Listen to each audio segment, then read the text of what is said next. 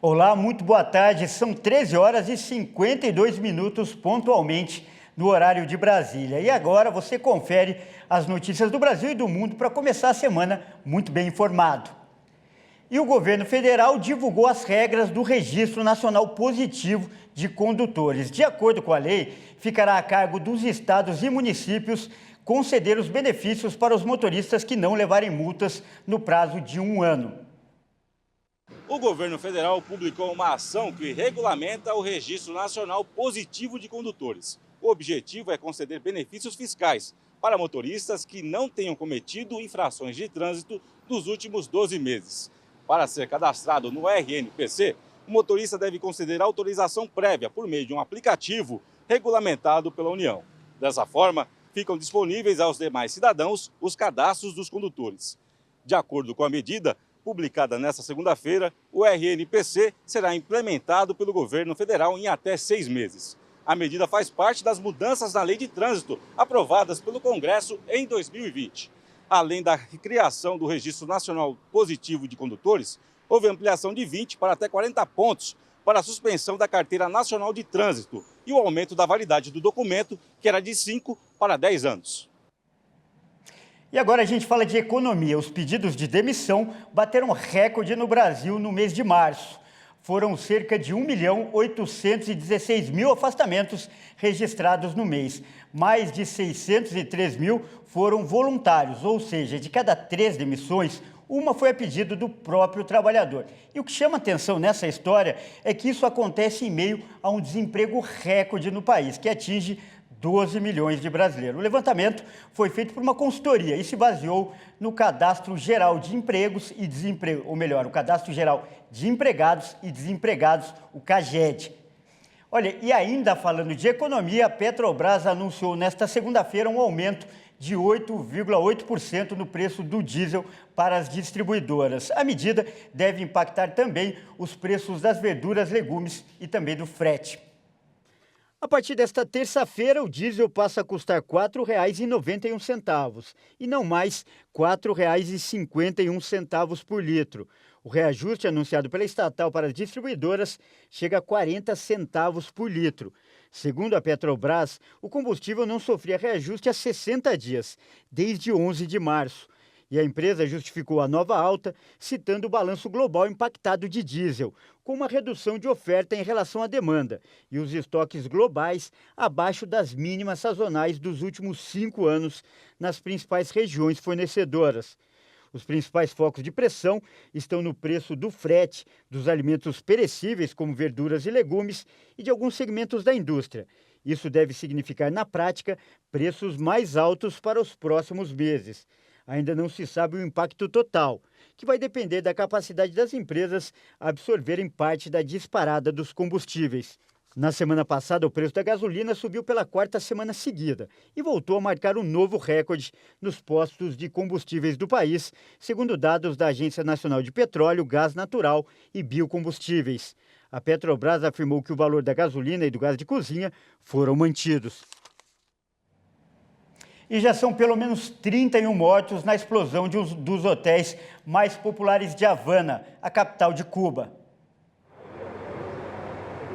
Aumentou o número de mortos em Cuba. De acordo com as autoridades, entre os mortos estão 4 crianças e adolescentes, uma mulher grávida e uma turista espanhola de 29 anos, cujo marido também ficou ferido.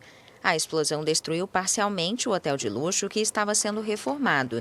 O Ministério do Turismo informou que, no momento do acidente, mais de 50 trabalhadores estavam no local. A causa provável foi um vazamento de gás. O emblemático Hotel 5 Estrelas estava fechado há 2 anos devido à pandemia e se preparava para reabrir ao público no dia 10 de maio. Em uma cerimônia simbólica, o presidente Emmanuel Macron foi empossado para o seu 2º mandato no cargo. A posse do 4º presidente reeleito na Quinta República, depois de De Gaulle, Mitterrand e Chirac, está em linha com a de seus antecessores, sem deixar o Eliseu. O evento se resumiu a uma cerimônia televisionada, transmitida ao vivo por todos os principais canais.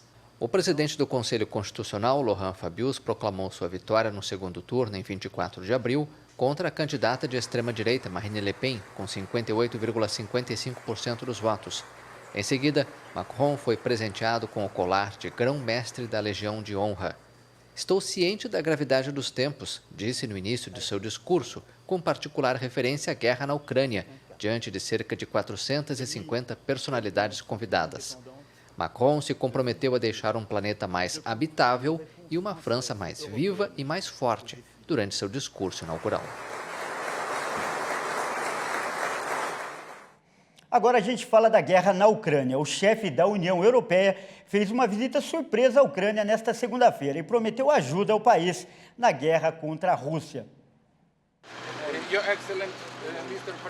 O presidente do Conselho Europeu, Charles Michel, fez uma visita surpresa à cidade ucraniana de Odessa nesta segunda-feira. Ele afirmou que Moscou não vai conseguir executar a liberdade de Kiev e prometeu que Bruxelas vai apoiar a Ucrânia pelo tempo que for necessário. Segundo Michel, a União Europeia vai ajudar os ucranianos a construir um país moderno e democrático.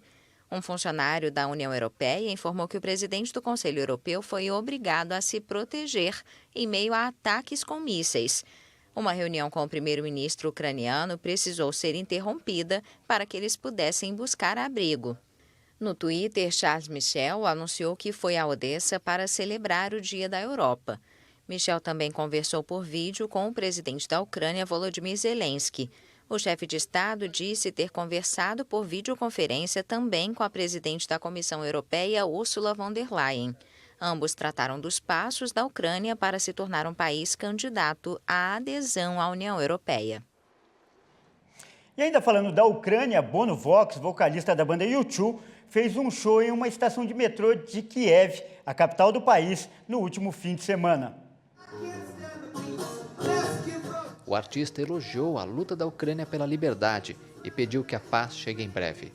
Da plataforma de uma estação de metrô da capital ucraniana, o lendário músico de 61 anos e o guitarrista The Edge apresentaram vários clássicos do grupo, como Sunday Blood Sunday. Bono também fez referência aos conflitos que devastaram seu país, a Irlanda, e os problemas que foram desencadeados com seu poderoso vizinho britânico. A apresentação surpresa de Bono ocorreu quando as sirenes antiaéreas eram ouvidas em Kiev e no leste do país, onde os combates se intensificaram.